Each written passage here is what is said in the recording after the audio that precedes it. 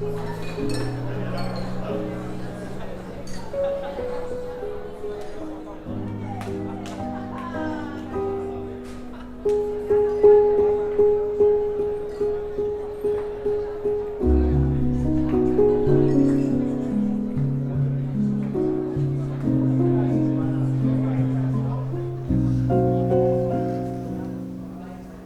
and welcome to another episode of Scholars in a Bar.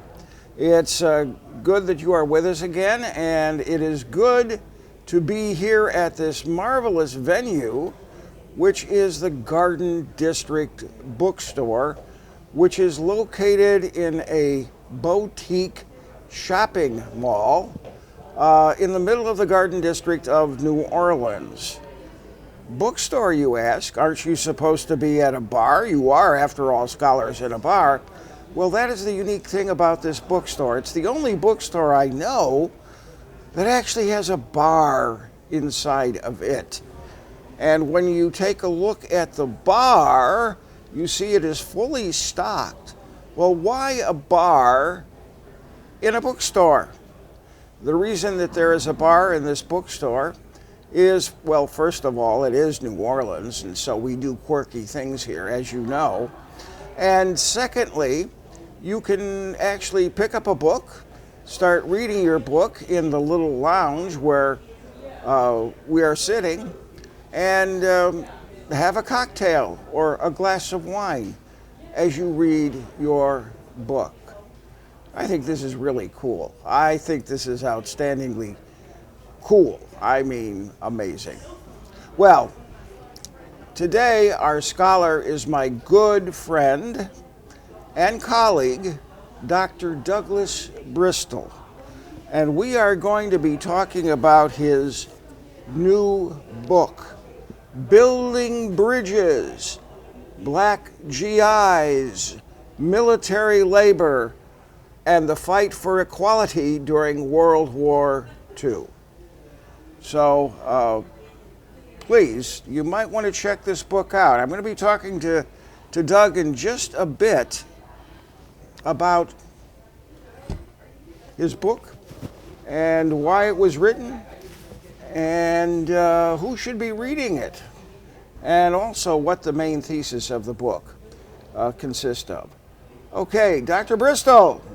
Dr. Eichelman, I'm so glad I could be here. Thanks for having me. Yes, you're welcome. You're welcome.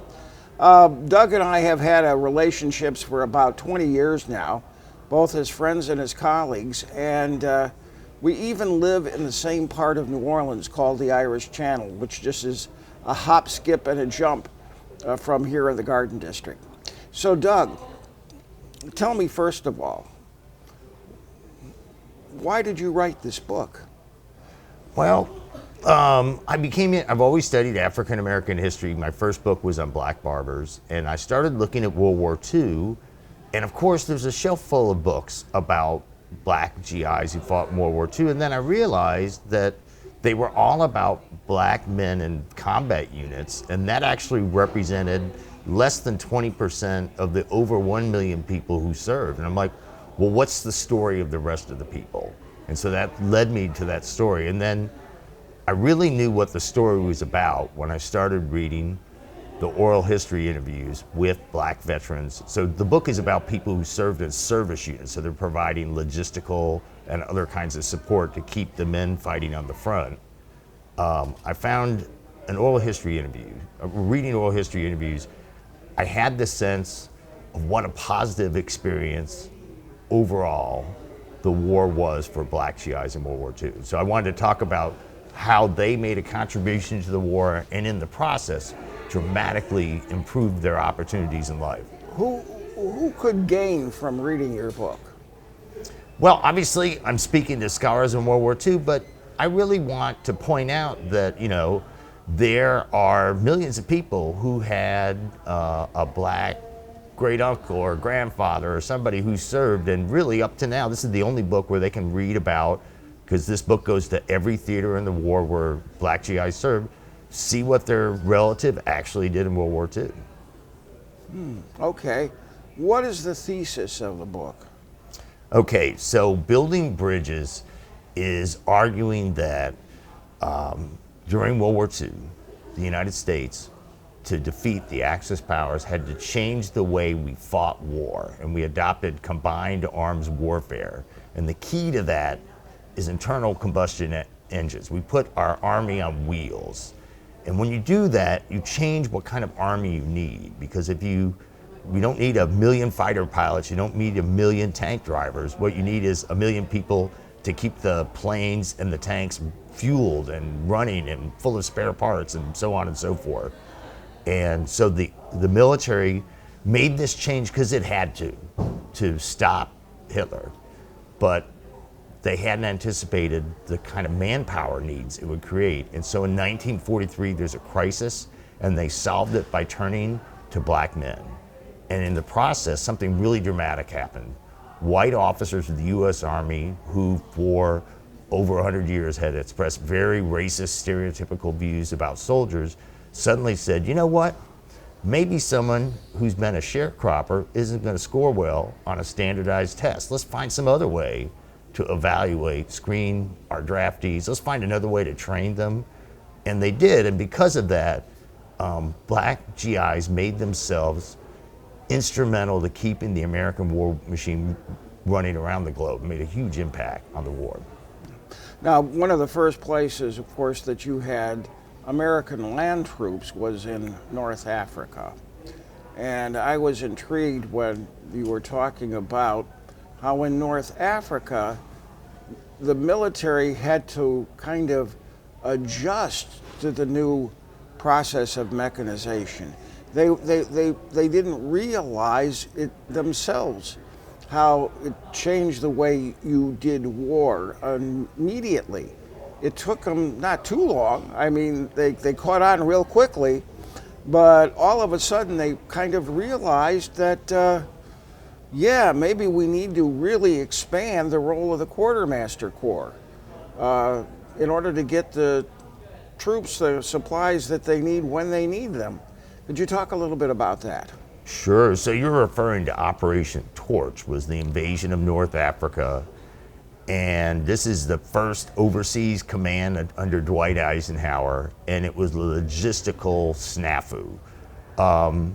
When Eisenhower's troops landed successfully in Africa, they were unable to move forward because all of the train equipment and trucks and everything that were supposed to be there they couldn't find it. They were lost in warehouses in England. They actually had to ship new transportation equipment directly from the United States so they could continue and go on to meet Rommel's army.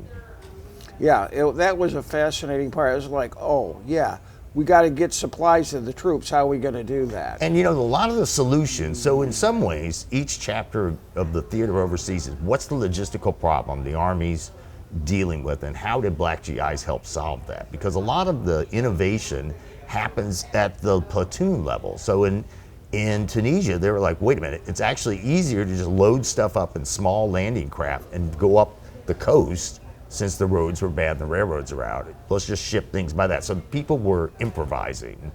And this is what black GIs were doing to just make it happen. Let's get the materials where they have to go so the men can keep in the fight. And in Burma, it was a whole nother issue relative to how do you get the supplies to the troops. Would you like to talk a little bit about that? No, that's one of my favorite stories from this book. So the reason the U.S. Army is in Burma is because the plan was, originally in the war, we were going to invade the Japanese home islands from our ally, China. But of course, the Japanese had conquered the entire coastline of China, and then when it invaded Burma, it had cut off the Burma Road. So it looked like Chiang Kai-shek's forces in China were going to have to surrender for lack of supplies. And not only would the U.S. lose its launching pad for invading Japan, but the Chinese army was tying down 1 million Japanese troops. So if they stopped fighting, they would go to all the islands and fight U.S. Marines. And so they said, we're going to get the supplies they need over the tallest mountains in the world, or the Himalayas. And so they started out with an airlift, and it was the 518th Quartermaster Battalion Mobile. And so essentially the commander of that unit wrote a great little article, so we know his story. And they said, you've got to get supplies over the mountains. And so they're like, how are we going to do it? And so there was a Japanese-American lieutenant in the unit, and he noticed that the local people made these big baskets. He says, hey, we could probably tie some parachutes to these baskets and wrap them up. And that's exactly what they did. And the groups that actually dropped the supplies were called kickers, because they didn't have these fancy planes we do now where they open in the back. They just opened the side door and kicked it out the door. And over the course of the war, they delivered bombs, they delivered an operating table. When they had a victory on the ground, they delivered live pigs so they could have something good to eat. They actually kept 7 different groups supplied entirely by air during the war in Burma, because eventually what's going to happen in Burma is they're going to build a new road to keep China connected. And that's interesting because in the China-Burma-India theater, and especially in Burma, 80% of all the troops are black. So this is really a story of what the black military contribution of GIs is. So they literally built a road over the Himalaya mountains, and then they drove over this road. And that doesn't seem like such a bad thing until like one GI recalled that they were finally built the road into China, and they had to go over the Salween River, and he pulled up to the, they're waiting in line to cross this narrow bridge, and then he realized the bridge was built out of rope. And he got on there very slowly, and he looked down and could see about 2,000 feet down. He said the river looked like a worm, but it held up. But it's just really an amazing improvisation and just stick to it and determination to get things done. Also talking about differences relative to theaters of operation, you had, of course, the Western Front, where African American service troops or black service troops were very, very prominent in terms of something called the Red Ball Express, but you also had African American service troops in Italy, just as a side note, where my father actually fought in Italy. And one of the things that you mention is how different the black service troops were treated in Italy as opposed to France. Could you elaborate on that? Certainly, that was one thing that really surprised me looking into the story, because while France overall has a reputation of being a very welcoming place for African Americans, during World War II, Mary Lou Roberts has done research and found that essentially when the U.S. invaded France, we had not even recognized the French government. And so the French felt essentially like the U.S. was invading France and taking it over. And she argued that the way they resisted the authority of U.S. officials was to start making all these rape accusations against black soldiers, just in disproportionate numbers to their presence in France. And sadly, she looked into it. The cases were flimsy. They wouldn't have stood up in court. The military just went along with it to keep the French happy. And so a number of men, including Emmett Till's father, were hung by the neck for their accusations. Now in Italy, by contrast, they had a sense, on the one side, black GIs really empathized with the Italians because they were a defeated people. And if anybody knows what it's like to be down and out, it's a black person from the South. And that's who most of these soldiers were. So they had a lot of empathy for the Italians. And the Italians, for their part, really appreciated black GIs because they found most white GIs were very arrogant and condescending. I mean, at this time, there's still a lot of discrimination in the United States against Italian Americans, whereas black GIs were very happy to interact. And so oftentimes friendships struck up. They're being invited back to dinner, getting invited to weddings. And that's something black veterans remembered as a highlight of the war, is the positive interactions they had with Italians and with Germans as well. Yeah, it's so to a large extent, how those black troops were received was contingent upon the country in which they happened to end up. The country and the politics of occupation. Yeah, the country and the politics, yes, the politics of occupation. Very interesting. It's something I never, ever thought of. And I've studied a lot of World War II myself. I've always been fascinated by World War II because, as I said, my father was in it. And I remember a bus stop at Casino where I looked up and saw the very monastery that my dad was assaulting at one point. So I've always been interested in World War II, but this book gives you a whole new angle on things that I've never been exposed to, and it's because it's a first of a kind. And so I would think that especially if you are interested in any form of black history, this book is for you, because it also signals how this war effort led or contributed, I should say, to the whole civil rights movement. And that is one of the most significant things, and it's a point that you really drive home. Would you like to talk about that? Yeah, I mean, one thing, if you wanted one simple way to get a sense of the impact of black GIs on the civil rights movement is before World War II, none of the national civil rights organizations, the National Urban League, the National Association for the Advancement of Colored People, none of those groups were demanding integration.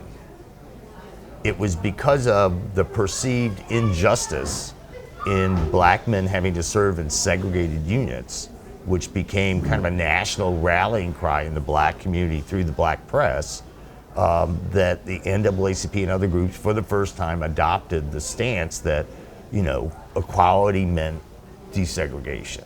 So that's the product of people, because the 1940 Selective Service Act, which most men who served in World War II were drafted, there had an amendment that said you could not discriminate based on race.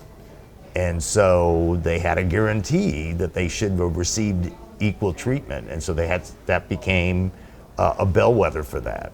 Now, more importantly, in terms of civil rights in the military, at the end of the war, all of the commanders of large groups of black troops were required to fill out a performance report.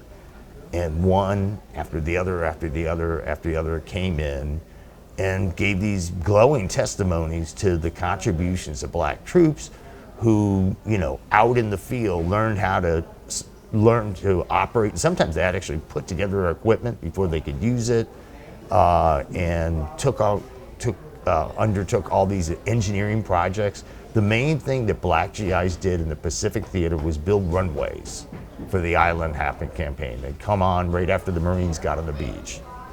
So they talked about how well they performed, and this had a dramatic impact on President Truman, that it gave him confidence that as he ordered the desegregation of the military with an executive order in 1948, that he'd be pleased with the results. Yeah. And of course, that would have tremendous implications for the next war, which happened 2 years later, which was the Korean War in 1950, which meant that this process was even accelerated at the beginning of the 1950s because of the Korean War. Now, one thing I was really struck to find was the pattern of integration you see in Korea starts in World War II in the service forces. Yeah. So some people might say, well, if you're not allowed to serve in combat, somehow you're second class. But it's really much more complicated. The military had this very precise racial hierarchy that kept black men, no matter what, they could have a PhD, they were going to do menial labor, because that's what black men did. And what's going on because of the mechanization of the Army is that black GIs are serving every kind of service role there is. They were breaking through a glass ceiling of race within the service forces. And towards the end of the war, they started actually integrating black service troops with white service troops together. And they did the smart thing. who are the people that are hardest to find? Well, you need, like, it was hard to find a clerk that could type well. So, like, staff positions were integrated. So kind of from the most skilled to the least skilled, and that was the pattern that was followed in Korea. So it set a pattern that worked. It didn't cause conflict. Yeah, and the other interesting thing in the book is when you start reading the book at the very beginning and you're going chronologically, and you're into World War II, it's after Pearl Harbor, that at first the blacks were primarily limited to, like you said, menial jobs. They were drivers, they worked KP, they worked in latrine duty. In other words, the same kind of jobs that they would have had if they weren't in the military. But what really forced the issue was a manpower shortage, especially in terms of these now necessary service jobs, engineering, communications, quartermaster duties that had to be filled. They had to fill these positions because they were so critical in a way that was not the case in previous conflicts. It was one of the things that you could say that the military was going down a learning curve. And in going down that learning curve, they realized these positions are key. We can't fight the war without them. And who are we going to find to fill there's a lot of black folks that are interested in becoming part of our military. That's pretty much the way that went. Well, and the broader impact of the war, and quite simply put, the American economy was set up with a racial hierarchy. So at every level, white men got the most desirable jobs, such as skilled jobs in factories. Well, in World War II, we simply ran out of white men. There just weren't enough. And so black GIs get retrained and go overseas. Rosie the Riveter gets a job at the factory. I mean, so there was really an epochal change in the way the workplace is organized in the United States. It never really went back to the way it had been before. It's the beginning of an evolution. Yeah, well, that was true then for both black GIs, but also for women as well. Right, I mean, that's the thing. I mean, that's, when you totally mobilize a nation for war, surprising things happen. You can't put the genie back in the box. It's, things are going to change. Well, and I do want to say, speaking of change, not only did black GIs make a really important contribution to victory over Hitler, they also improved their own lives, right? There's been a study done of census return, black veterans and census returns. Black veterans earn more money than black men who had not served in World War II. They had experienced less unemployment, and it looks like something like 60% of those from the South migrated out of the region after World War II, and because they had, this is the really amazing thing. 2/3 of black soldiers are sharecroppers. So these are people living in the thrall of debt who are functionally illiterate because they didn't go to school past the 2nd grade, and it's like 4 months a year. And the military takes them. If they need it, it sends them to school and teaches them how to read and write. But more importantly, it teaches them how to work in a modern organization that does something they've never seen in the South. It judges people based on how well they do the job. And once they've learned that, they can go work at GM in Detroit. They can go out and work in shipyards in LA. And that's exactly what they do. Yeah. So you have this outflow of essential black labor in the South, essentially, which weakens the Southern economy. At the same time, you have an expansion of the Northern economy, and it's primarily because of discriminatory labor practices. That's a big one. That's a game changer, isn't it? Yeah, and that's a kind of an opportunity for me to segue into something I want to talk about. Is this story, as a civil rights story, I think has a lesson for us. I think we've been conditioned because of the sudden and overwhelming impact of the 1964 Civil Rights Act and the 1965 Voting Rights Act that we expect civil rights happens in big moments of change. And what this story shows is that's not how the military operated. The military operated in small incremental change over a long time that ultimately leads to the end of segregation. And I would argue in the late 20th and early 21st century has made the military one of the better places for black men to pursue careers based on merit. I mean, they've done a better job of integrating than almost any other institution in American society. And so we need to think about change might not come in a cataclysm. After one significant protest and a bill gets passed, change happens over time, like it tends to do in the workplace. To end this interview, I'd like to go to the beginning of your book. The introduction, in fact, where you tell a story of a single person who serves as kind of the poster child for your whole thesis. And his name is Odra Bradley. Could you tell us a little bit about Odra Bradley? Sure. So Odra Bradley really helped me figure out what the story was about. This is an oral history interview. He was from a small town in Missouri, and he recalled just how disappointed he was. He was 17 years old, and he was finally getting old enough to realize how little opportunity there was for a young black man like himself. He said he could basically be a chauffeur or a yardman or some other kind of menial job. And then Pearl Harbor happened. And so he and his brother start talking about it, and they realize if they join the Army, not only can they serve their country, but they're actually going to make more money and actually have access to medical care for the first time, and clothing and good food.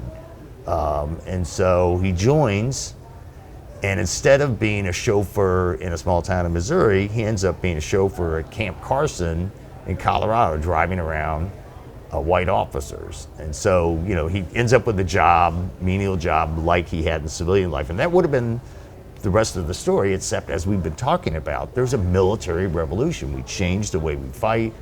And so he ends up being sent to a brand new training camp that was set up in Wyoming for black soldiers, where he learned to salvage tanks off the battlefield.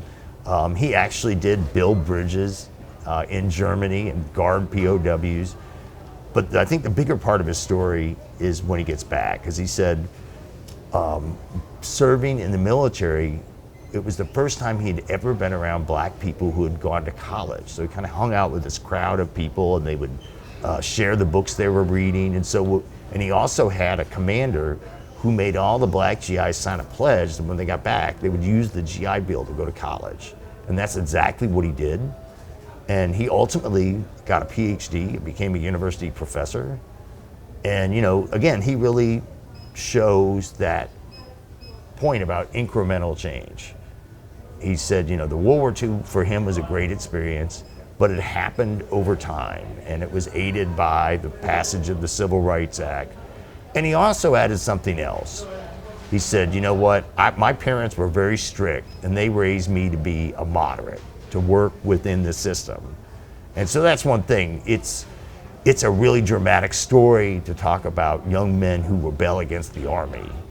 But most of them actually were like Odra Bradley and saw this was an opportunity for a better life. And he lived it, and he gave credit to his military service. A Gallup poll conducted in 1954, 92% of black veterans said they felt military service improved their life, whereas less than half of white veterans said the same thing. And interesting, very, very interesting. But let's make one final point. And that is about a guy who everybody knows, very famous black guy, by the name of Tyree King. Tyree King, I don't know anything about Tyree King. Tell us about Tyree King. I'm totally missing the reference. B.B. King. Oh, that's not his name. Huh? His name's not Tyree. What was it? Riley. Oh, Riley King. Excuse me, I got it wrong. I got the There you name go. wrong. Tell us about Riley King. All right, well, Riley King has a couple of interesting points we can learn from it. One is just about the power of Southern planters.